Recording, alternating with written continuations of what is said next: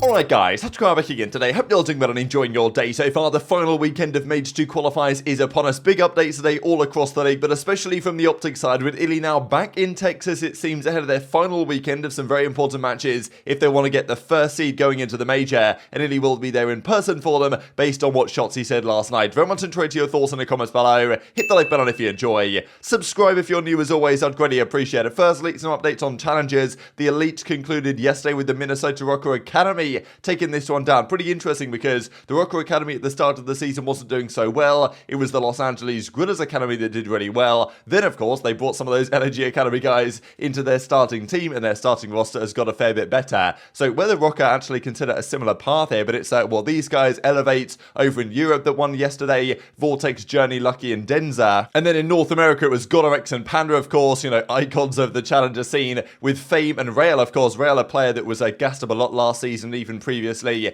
came over from Spain to North America and has had some incredibly good results on this team over the past few months here. So definitely excited to see what happens there in the future, but there were some questions with Rokkr, kind of their main team, struggling a little bit, whether they decide to make changes down the line, whether that would be with another team if changes happen after Major 2 or even after Major 3, or whether they think, you know what, our academy's rather good right now, and we've seen what Los Angeles Guerrillas have done with that recently. T-Felon team took down Doug's squad. He kind of got fried in a bit of the respawn too, as he, you know, safely admits on Twitter. It needs to be better going forward, but they finished third, Doug sent to Martin's team. But also on the Minnesota Rokkr side, they gave a pretty big update yesterday on the home series they are doing in April and May. So if you guys missed this story a couple of months ago now, Rokkr said, you know what, instead of just doing all of our qualifiers online, we're going to invite some of the teams we play on certain weekends to, well, presumably Minnesota, but actually one of these is going to be in Wisconsin, just next to Minnesota, but it still caused a bit of controversy there within the fan base, and we'll discuss in a second. But the idea was, okay, instead of just doing this all online, let's actually do some of these matches on LAN. We will host the teams, we'll sell tickets, get fans there. Really awesome idea. I didn't realize it was going to be this big of a deal as well. Look at the venues that they're using for these. I thought it was going to be kind of what Toronto did, invite some of their local fans to watch them play their matches in person. That was a cool idea, but this is actually a proper LAN event, really. Okay, yes, it's a one day on Saturday, April the 1st, and there are 2 matches going on. They bring Mutineers in, bring Guerrillas in, and usually the teams only play 1 game per day, but Rokkr obviously worked out with the league to say, you know what,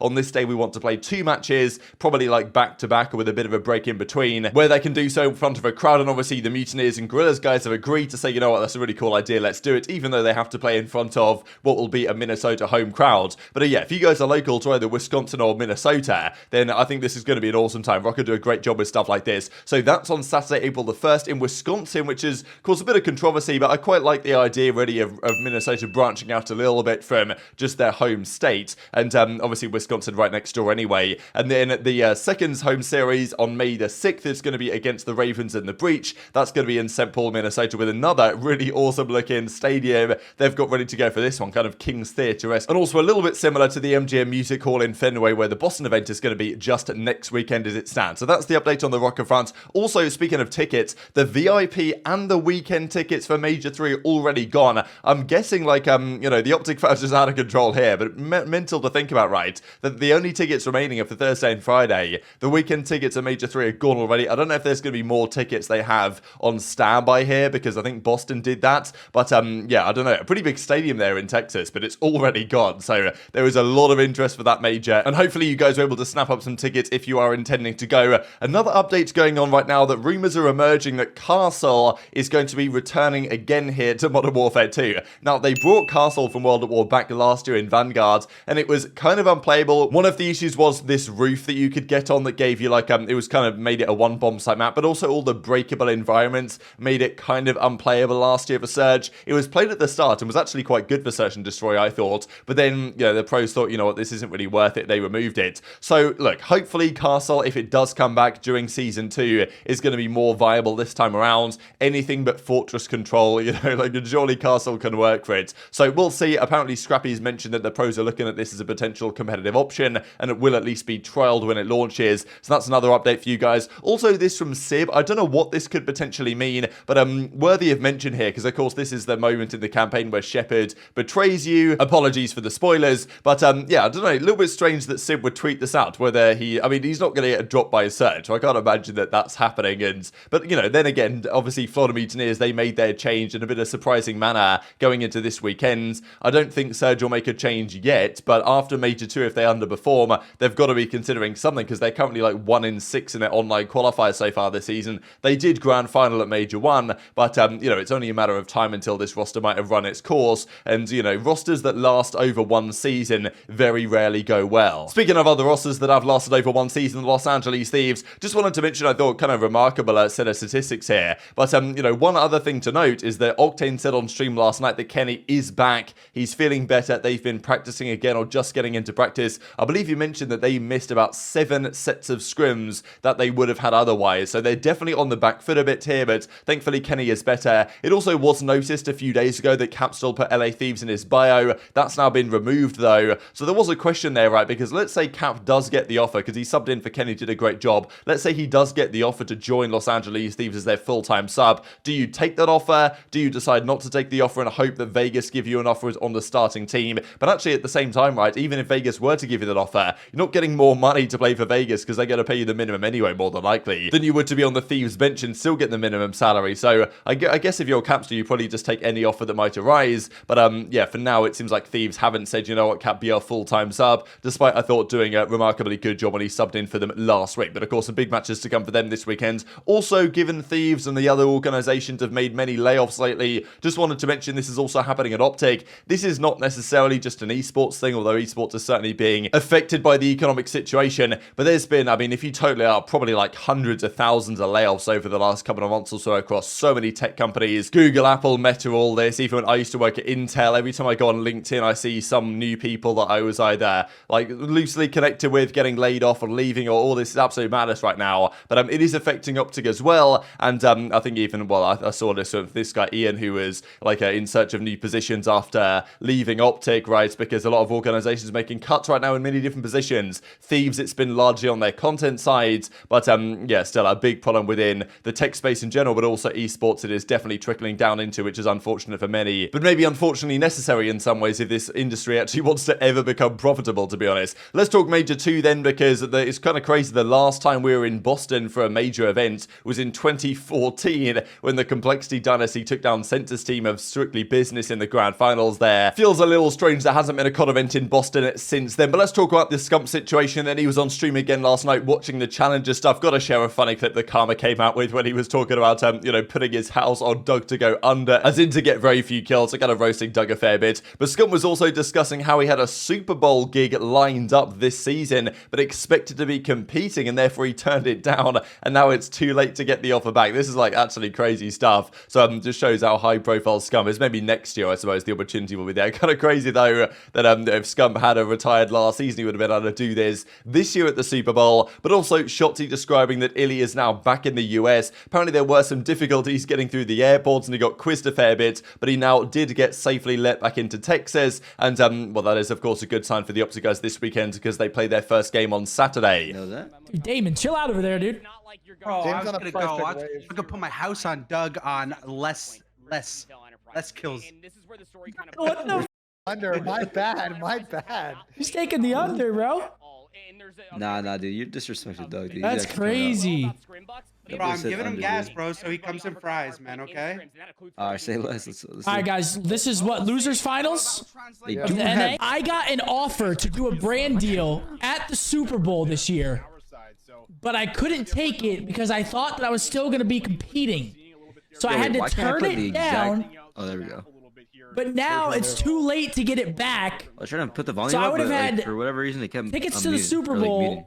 I don't know. We're good now. Wait, do you like Twitch's new thing? Hey, but like, now just, I'm like, not going. I'm not spending $11,000 on a ticket. Like, there's no shot. Ooh. No shot I'm spending 11 racks on a ticket. That just started. Big time in the majority Power of that scrims. Say less. They were good. Amazing. I saw Ender's flying back. Yes, sir. Intel? Yeah. So I don't gotta, apparently I don't he gotta like come off the bench? Nah, you're good. But apparently he did get like stopped. So it was sketch for like a second, but we're good. Oh, so it got a little weird for a minute? Yeah, it got a little weird. I was like about to text you like, yo, like we might need you. Nah, you weren't. Were you actually? No. Bro, if I would have got that text, I would have been mind blown. You would have been tweaking? Yeah. So certainly iLLeY being back should be a positive sign for the OpTic guys. It was quite interesting to say that last time out, when they played Surge, when they played Toronto, of course, from their facility, iLLeY was playing from the Toronto facility in Canada, and he was playing there on their great fiber line, and seemingly was okay in terms of, you know, whatever connection they were going to. I guess for the Toronto series, it made a bit of sense, because usually they would choose a server that was good between Texas and Toronto, wherever that server potentially is, and it probably wasn't any different for iLLeY than it would have been for the Toronto guys. So ping-wise, that probably wasn't too much of a big deal, and of course the internet they have there is fantastic. Now then again, being in person with obviously the OpTic guys in Texas, in that facility, where we saw them do the watch party the other day, when Scump would do the watch party, and then Dashy and Shotzzy and Huke would all come on stream afterwards, would be nice to see iLLeY there as well. That wasn't the case. He went back to Canada, had some visa issues. Shotzzy even said a couple of weeks ago that his visa got denied, and there was some question, would it be approved in time? We heard the rumors a few days ago that iLLeY would be back by the 26th. Yesterday was the 26th, so I guess that's I think they described that as the worst case scenario, but that was his flight on the 26th. We now believe he's back in Texas. Haven't seen any images or pictures of it yet, but yeah, of course, being all there next to each other is going to be an advantage for reviewing practice, coming up with ideas and all this type of stuff as well. And of course, there's a big weekend for OpTic, right? Because they go into this final week with a decent chance of getting the #1 seed. Look at this shot from Dashy as well. He's basically playing Valorant 2. He goes for the one tap on a seam and he gets the kill. But they play Vegas on Saturday and they play FaZe on Sunday. Going into that FaZe series, OpTic will almost certainly have a chance to get the #1 seed, which would be a great sign for them going into the major, because obviously a new team, they're 3-0 so far, having beaten some very solid squads, and they go in with a decent chance to have a great run of the major. I think OpTic can't exactly expect to win this major in Boston, but I feel like for them, if they can get top 4, if they can make the championship Sunday, that's going to be a great run, because there's New York, there's Toronto, there's FaZe, and there's OpTic, I would say, are probably the teams to beat at the moment. And if they can make Sunday at least in their first tournament as a team, and then go into anything less than that's going to be, I think, a big disappointment for them. But and then they can go into their home major with a lot of momentum. That's the way to go. And obviously getting first seed is going to be a good starting point. Then again, if they do get first seed, they might play Florida first rounds, which we know how that has gone in the past. Just before we talk about the matches today, I thought this was kind of funny for the Tactical Academy. The Academy's GOAT list, looking back at some of the most legendary Lion Mad cards of all time. The top 4 are Doug St. Martin. Then there's Killer and Bose, some of the original cards that I guess Lion Mad put together here with gun skill,